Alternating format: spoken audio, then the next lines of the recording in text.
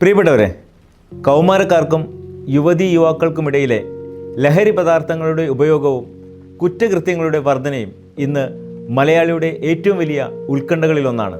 ഇത് സംബന്ധിച്ച് നിരവധി റിപ്പോർട്ടുകളാണ് പുറത്തു വന്നുകൊണ്ടിരിക്കുന്നത്. വ്യക്തിപരവും സാമൂഹികവുമായ ആരോഗ്യത്തെ തൃണവൽക്കരിച്ചുകൊണ്ടുള്ള യുവതയുടെ ഈ പോക്ക് തടയാൻ വ്യക്തി ശരീരവും സാമൂഹ്യ ശരീരവും എത്ര പ്രധാനപ്പെട്ടതാണ് എന്ന അവബോധം അവരിൽ സൃഷ്ടിക്കേണ്ടതുണ്ട്. മാത്രമല്ല, മൊബൈൽ ഫോണിൽ തലകുമ്പിട്ടിരിക്കുന്ന പുതിയ തലമുറ വെറും പ്രസംഗങ്ങളിലൂടെയും ഉപദേശങ്ങളിലൂടെയുമുള്ള ബോധവൽക്കരണത്തിന് നിന്നു തരും എന്ന് കരുതാനാവില്ല. അവരെ ബോറടിപ്പിക്കാതെ തന്നെ സാമൂഹ്യവൽക്കരിച്ചെടുക്കേണ്ടതുണ്ട്. അതിനേറ്റവും നല്ല മാർഗമാണ് കലയും കളിയും. ഇത്തരം കൂട്ടായ്മകൾ ഉയർന്നു വരാൻ കളിയിടങ്ങളും പൊതു ഇടങ്ങളും വേണം. ആരോഗ്യത്തിലേക്ക് പുതുതലമുറയെ എത്തിക്കാൻ ഏറ്റവും നല്ല മാർഗമാണ് സാർവത്രിക കായിക വിദ്യാഭ്യാസം. ലോവർ പ്രൈമറി തലം മുതൽ കായിക വിദ്യാഭ്യാസം നിർബന്ധിതമാക്കണം.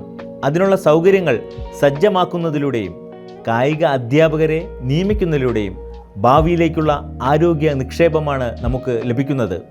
തലമുറകൾ നീണ്ടു നിൽക്കുന്ന നേട്ടമാണ് അതുകൊണ്ടുണ്ടാകുന്നത്. പാശ്ചാത്യ രാജ്യങ്ങളിലെ ജനങ്ങൾക്ക് നല്ല ആരോഗ്യമുണ്ടെന്ന് പറയാൻ കാരണം അവിടുത്തെ കായിക സംസ്കാരമാണ്. കേരളത്തിൽ സ്കൂൾ കായിക വിദ്യാഭ്യാസത്തിൻ്റെ തുടർച്ചയായി ഹയർ സെക്കൻഡറി മേഖലയിലും കായിക വിദ്യാഭ്യാസം പ്രധാനപ്പെട്ട പാഠ്യ വിഷയമാകേണ്ടതുണ്ട്. നല്ല കായിക സംസ്കാരം ആരോഗ്യവും സഹിഷ്ണുതയുമുള്ള സമൂഹത്തെ സൃഷ്ടിക്കുന്നു. മാനസിക സാമൂഹ്യ ആരോഗ്യത്തിനും അത് വഴിവെക്കുന്നു. ഇത്തരത്തിൽ ലഹരിക്കെതിരെയുള്ള പോരാട്ടത്തിൽ പ്രഥമസ്ഥാനം കായിക വിനോദത്തിനാണ് എന്ന കാര്യം തിരിച്ചറിയപ്പെടേണ്ടതുണ്ട്. ഒരു പ്രദേശത്ത് എത്ര ആശുപത്രികളും മെഡിക്കൽ കോളേജുകളും ഉണ്ട് എന്നത് മാത്രമല്ല ഒരു സമൂഹത്തിൻ്റെ ആരോഗ്യത്തിൻ്റെ മാനദണ്ഡം. മറിച്ച് കളിസ്ഥലങ്ങളും കായിക പരിശീലകരും കായിക വിനോദത്തിനുള്ള ഉപാധികളുമാണ് അതിൻ്റെ അടിസ്ഥാനം.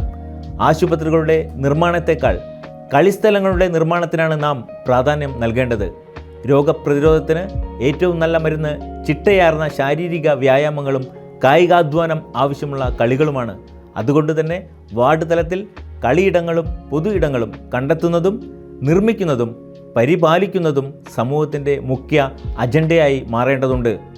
ജീവിതത്തിലെ ചെറിയ തിരിച്ചടികൾ പോലും താങ്ങാനാവാതെ മനസ്സും ശരീരവും ദുർബലപ്പെട്ട് സ്വയം ഹത്യയിലേക്ക് പോലും നീങ്ങുന്ന കുട്ടികളെ ഡിജിറ്റൽ കളികൾക്ക് പകരം കളിക്കളങ്ങളിലേക്കും പൊതു ഇടങ്ങളിലേക്കും ആനയിക്കണം.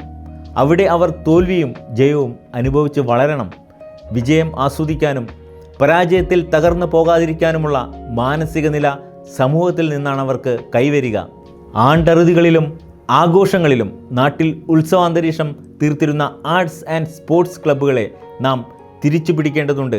ഇത്തരത്തിലാണ് കുട്ടികളെ ചേർത്ത് പിടിക്കേണ്ടത്.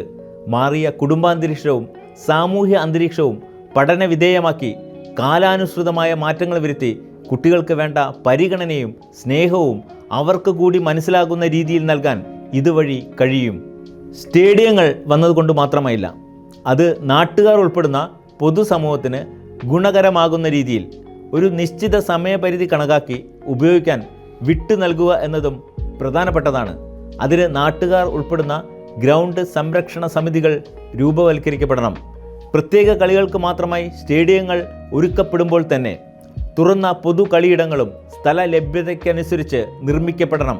കൂടാതെ പൊതു സ്വകാര്യ പങ്കാളിത്തത്തോടെയും ശ്രമങ്ങൾ നടത്താവുന്നതാണ്.